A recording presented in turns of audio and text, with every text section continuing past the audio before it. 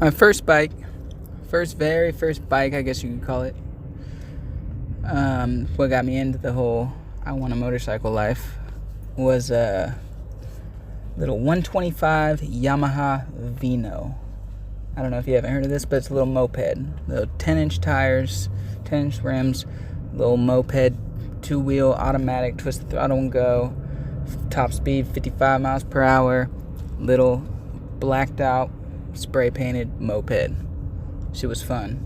Now I wanted a motorcycle after that. Now I'm into it. I'm looking online.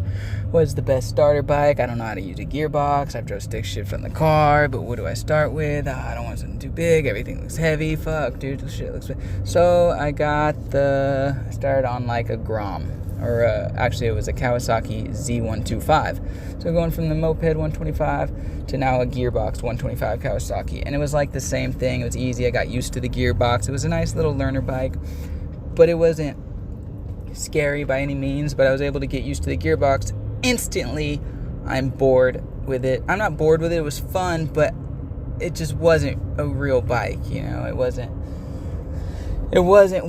what I was looking for, but it wasn't what I was looking for. I wanted a real bike. So boom, then I jumped to a Suzuki GS 500F, like a 2004 or something. Now this was a real bike. It was a 500.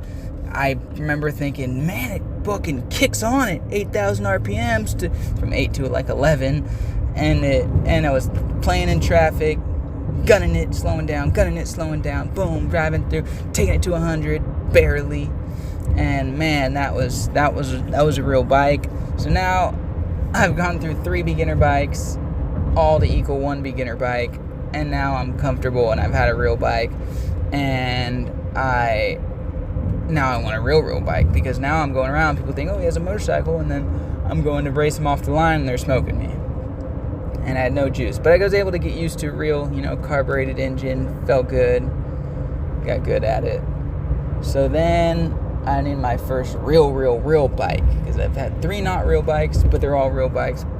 But now I need a real bike.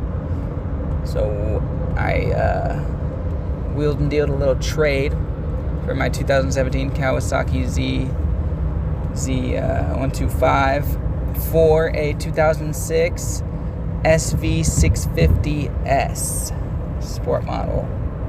Now this thing was super fun. This thing really taught me how to ride. I had fun for months and months and months and months and months for this with this thing. This thing was bad ass. I thought it was badass till I'd go and line up with another bike and get smoked. But it was fun, I would, fucking only went top speed 130. You know what I mean? It's giving it all it's got, 140. But it was fun. And I thought, this thing's got torque, and it's a line 2 V-twin. I thought I knew. I thought I knew what was up. I was fucking getting it. I'm a sport bike rider, I thought, you know what I mean? And then I was looking research, no, I don't want 1,000, no. So I'm like, I need a 600. I thought a 4-cylinder 600, it'd probably be a little faster than my SV650, but I want one. They look cool, they're badass. So I finally found an 05 CBR 600 RR. And unbeknownst to me, before I sold my SV650 and bought it, they said it was all stock pretty much, but I had a full exhaust, so I get more juice. But it was also, the gearing was one down in the front. I didn't know. I had no idea. How am I supposed to know? But I remember I bought it and I'm riding it home. And I'm like, I got this. I jumped on it. Oh, it's a little taller. A little higher. The seat's a little higher. That was weird. My SV650. Weird, huh? And I jump on, man. Oh, God. And I thought I was ready. And that thing fucking had balls like I didn't fucking even understand. I was like, dude, it felt like I was warping through time when I'd fucking full throttle that thing for a second. I was like, Jesus.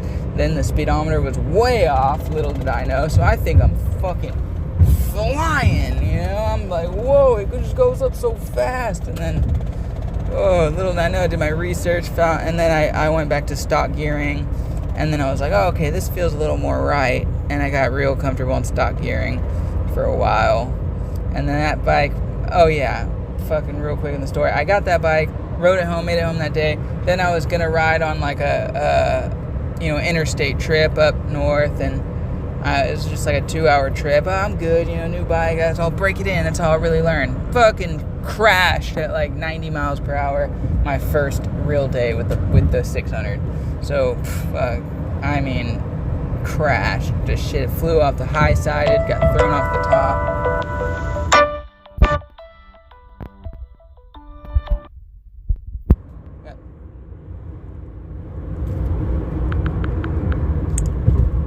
Sorry, yeah. Got thrown off the top and wham bam.